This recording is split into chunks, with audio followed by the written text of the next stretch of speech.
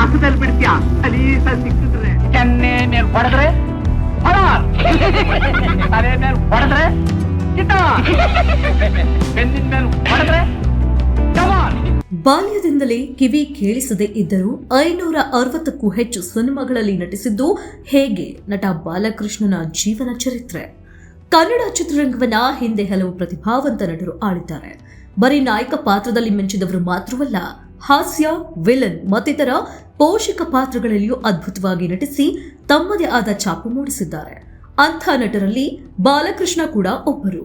ಪೋಷಕ ಪಾತ್ರದಲ್ಲಿ, ವಿಶೇಷವಾಗಿ ಹಾಸ್ಯ ಪಾತ್ರಗಳಲ್ಲಿ ಕಾಣಿಸಿಕೊಳ್ಳುತ್ತಿದ್ದ ಇವರು ಡೈಲಾಗ್ ಹೊಡೆಯುವ ರೀತಿ, ನಟನೆಯ ಶೈಲಿ, ಬಾಡಿ ಲ್ಯಾಂಗ್ವೇಜ್ಗಳೆಲ್ಲವೂ ವಿಭಿನ್ನವಾಗಿದ್ವು. 560ಕ್ಕೂ ಹೆಚ್ಚು ಸಿನಿಮಾಗಳಲ್ಲಿ ನಟಿಸಿದ್ದ ಬಾಲಕೃಷ್ಣ ಅವರಿಗೆ ಕಿವಿ ಕೇಳಿಸ್ತಾ ಇರಲಿಲ್ಲ. ಆದರೆ ಅವರ ದೊಡ್ಡ ಮಟ್ಟದ ಸಾಧನೆಗೆ ಈ ವೈಕಲ್ಯ ಎಂದಿಗೂ ಅಡ್ಡಿಯಾಗಲಿಲ್ಲ. ಅದೃಷ್ಟವಂತೆ ಅಮ್ಮ ನೀನು. ನವಮನ್ಮಥನಂತ ಗಂಡನ ಹುಡುಕಿದ್ದೀನಮ್ಮ ನಿನಗೆ. ಕಿವಿ ಕೇಳಿಸುವುದಿಲ್ಲ ಎಂಬ ಕಾರಣಕ್ಕೆ ಬಾಲಕೃಷ್ಣ ಅವರು ಯಾವತ್ತೂ ಕೀಳರಿಮೆ ಅನುಭವಿಸಿಲ್ಲ. ಕಿವಿ ಕೇಳಿಸದೆ ಇದ್ರೂ ಸಿನಿಮಾಗಳಲ್ಲಿ ನಟಿಸಿದ್ದು ಹೇಗೆ ಗೊತ್ತಾ? ಹಳೆ ಬ್ಲ್ಯಾಕ್ ಅಂಡ್ ವೈಟ್ ಸಿನಿಮಾಗಳನ್ನ ನೋಡಿ. ಅದರಲ್ಲಿ ಬಹುತೇಕ ಸಿನಿಮಾಗಳಲ್ಲಿ ಬಾಲಕೃಷ್ಣ ಇರುತ್ತಿದ್ರು. ಬರೀ ಹಾಸ್ಯ ಪಾತ್ರಕ್ಕೆ ಸೀಮಿತರಾಗಿ ಇರಲಿಲ್ಲ. ಯಾವುದೇ ಪಾತ್ರ ಕೊಟ್ಟರೂ ಪರಕಾಯ ಪ್ರವೇಶ ಮಾಡ್ತಾ ಇದ್ರು. ಕ್ರೋಧ, ಅಳು, ಹಾಸ್ಯ, ವ್ಯಂಗ್ಯ ಏನೇ ಇರಲಿ ಬಾಲಣ್ಣನ ನಟನೆಯನ್ನ ನೋಡೋದೇ ಹಬ್ಬ ಎಂಬಂತೆ ಇದ್ರು. ಇಂಥ ಅದ್ಭುತ ನಟನಿಗೆ ಚಿಕ್ಕ ವಯಸ್ಸಿನಿಂದಲೂ ಕಿವಿ ಕೇಳಿಸ್ತಾ ಇರಲಿಲ್ಲ ಎಂಬ ವಿಚಾರ ಅನೇಕರಿಗೆ ಗೊತ್ತಿಲ್ಲ. ಸಾಮಾನ್ಯವಾಗಿ ನಟನೆ ಎಂದು ಬಂದಾಗ ಅಲ್ಲಿ ಸಂಭಾಷಣೆಗಳು ಮೇಲ್ಗೈ ಸಾಧಿಸುತ್ತಿದ್ವು. ಎದುರಿನವರು ಏನು ಹೇಳ್ತಿದ್ದಾರೆ ಎಂದು ಕೇಳಿಸಿಕೊಂಡು ಅದಕ್ಕೆ ಪ್ರತಿಕ್ರಿಯೆಯಾಗಿ ಮಾತಾಡಬೇಕು. ಆದರೆ ಬಾಲಕೃಷ್ಣ ಅವರು ಅಭಿನಯ ಮಾಡುವಾಗ ಎದುರು ಇರುವವರು ಹೇಳುತ್ತಿದ್ದ ಸಂಭಾಷಣೆ ಕೇಳಿಸ್ತಾ ಇರಲಿಲ್ಲ. ಆದ್ರೆ ಅವರೆಷ್ಟು ಕೌಶಲ ಅಳವಡಿಸಿಕೊಂಡಿದ್ರು ಅಂದ್ರೆ ಚುರುಕುಮತಿಗಳಾಗಿದ್ರು. ಅಂದ್ರೆ ಎದುರು ನಿಂತ ಕಲಾವಿದನ ತುಟಿಯ ಚಲನೆಯನ್ನ ನೋಡಿಕೊಂಡೇ ಸಂಭಾಷಣೆಯನ್ನ ಅರ್ಥ ಮಾಡಿಕೊಳ್ತಾ ಇದ್ರು.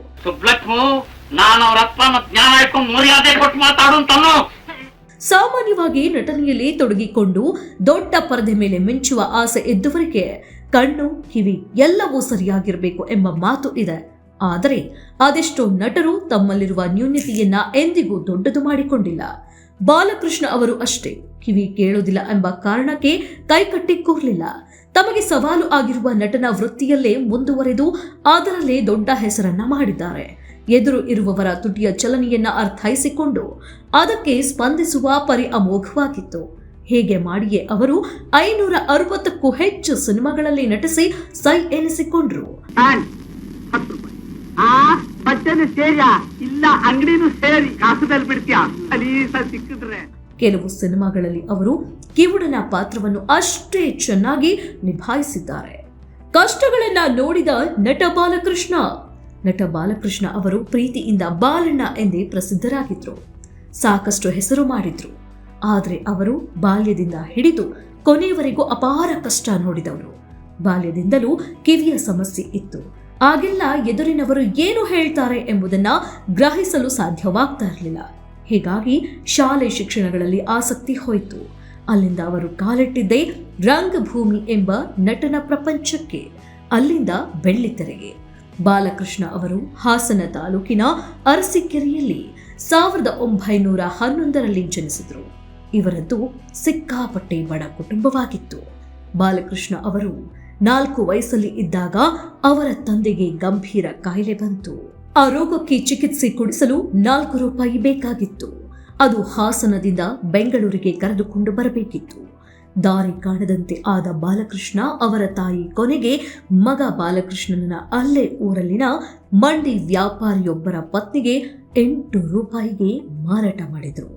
ದೊಡ್ಡವರಾಗುತ್ತಾ ರಂಗಭೂಮಿಯಲ್ಲಿ ತೊಡಗಿಸಿಕೊಂಡ ಬಾಲಕೃಷ್ಣ 1929ರಲ್ಲಿ ಮೊದಲು ಶ್ರೀರಾಮ ಪಟ್ಟಾಭಿಷೇಕ ಎಂಬ ಸಿನಿಮಾದಲ್ಲಿ ನಟಿಸಿದ್ರು. ಅಷ್ಟಾದರೂ ಅವರು ಅವಕಾಶಗಳು ಸಿಗಲು ಇನ್ನಷ್ಟು ಕಷ್ಟಪಡಬೇಕಾಯಿತು. ಸ್ಟೇಜ್ ಬ್ಯಾಕ್ ಗ್ರೌಂಡ್ ಪೇಂಟರ್ ಆಗಿ, ಡ್ರಾಮಾ ಥಿಯೇಟರ್ನಲ್ಲಿ ಟಿಕೆಟ್ ಕಲೆಕ್ಟರ್ ಆಗಿ ಕೂಡ ಕೆಲಸ ಮಾಡಿದ್ದಾರೆ. ಆಮೇಲೆ ಗುಬ್ಬಿ ವೀರಣ್ಣ ನಾಟಕದ ಕಂಪನಿ ಸೇರಿದ ಮೇಲೆ ಅವರ ಜೀವನ ಬದಲಾವಣೆಯತ್ತ ಸಾಗಿತು. ಒಂದಿನ ಗುಬ್ಬಿ ವೀರಣ್ಣ ಕಂಪನಿಗೆ ನಿರ್ದೇಶಕ BR ಪಂಥಲು ಆಗಮಿಸಿದ್ದಾಗ ಬಾಲಕೃಷ್ಣ ಅವರ ನಟನೆಯನ್ನು ನೋಡಿ ನಂತರ ತಮ್ಮ ಸಿನಿಮಾದಲ್ಲಿ ಚಾನ್ಸ್ ಕೊಟ್ರು. ಕೆನ್ನೆ ಮೇಲೆ ಹೊಡೆದ್ರೆ ತಲೆ ಮೇಲೆ ಹೊಡೆದ್ರೆ ಬೆನ್ನಿನ ಮೇಲೆ ಹೊಡೆದ್ರೆ ಕಮಾನ್.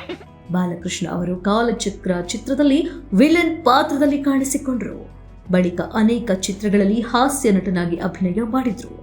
ಡಾಕ್ಟರ್ ರಾಜ್ ಚಿತ್ರಗಳಲ್ಲಿಯೂ ಬಾಲಕೃಷ್ಣ ನಟನೆ ಮಾಡಿದ್ದಾರೆ. ಬಾಲಕೃಷ್ಣ ಅವರು ತಮಗಿರುವ ಕಷ್ಟ ಕಿವುಡುತನಗಳನ್ನೆಲ್ಲ ಮೀರಿ ದೊಡ್ಡ ನಟನಾದ್ರು. 81ನೇ ವಯಸ್ಸಿನಲ್ಲಿ ನಿಧನರಾದ್ರು. ಅವರಿಗೆ ಕೊನೆಯ ದಿನಗಳಲ್ಲಿ ಕ್ಯಾನ್ಸರ್ ರೋಗ ಕಾಡಿತ್ತು. ಊಟ ತಿಂಡಿ ಸೇವನೆ ಆಗ್ತಾ ಇರಲಿಲ್ಲ. ನೀರು ಕುಡಿಯಲು ಕಷ್ಟಪಡ್ತಾ ಇದ್ರು ಎಂದು ಅವರನ್ನ ಹತ್ತಿರದಿಂದ ಬಲ್ಲವರು ತಿಳಿಸಿದ್ದಾರೆ. ಆದರೆ ಅವರಿಗೆ ನಟನೆಯ ಪ್ರೀತಿ ವಿಪರೀತವಾಗಿತ್ತು. ತಾವು ಜೀವಮಾನದಲ್ಲಿ ದುಡಿದ ಹಣವನ್ನೆಲ್ಲ ಹಾಕಿ ಅಭಿಮಾನ್ ಸ್ಟುಡಿಯೋ ಕಟ್ಟಿದ್ದಾರೆ. ಎಂದಿಗೂ ಜನಮಾನಸದಲ್ಲಿ ಬಾಲಕೃಷ್ಣ ಅಚ್ಚಳಿಯದೆ ಉಳಿದಿದ್ದಾರೆ. ನಾನು ಅವ್ರ ಅಪ್ಪ ಮತ್ತೆ ಜ್ಞಾನ ಇಟ್ಕೊಂಡು ಮರ್ಯಾದೆ ಕೊಟ್ಟು ಮಾತಾಡು ಅಂತಲೋ. ಆ ಬಟ್ಟೆನು ಸೇರಿಯ ಇಲ್ಲ ಅಂಗಡಿನೂ ಸೇರಿ ಕಾಸದಲ್ಲಿ ಬಿಡ್ತೀಯ ಸಲೀಸ ಸಿಕ್ಕಿದ್ರೆ. ಕೆನ್ನೆ ಮೇಲೆ ಹೊಡೆದ್ರೆ ತಲೆ ಮೇಲೆ ಹೊಡೆದ್ರೆ ಕಿಟ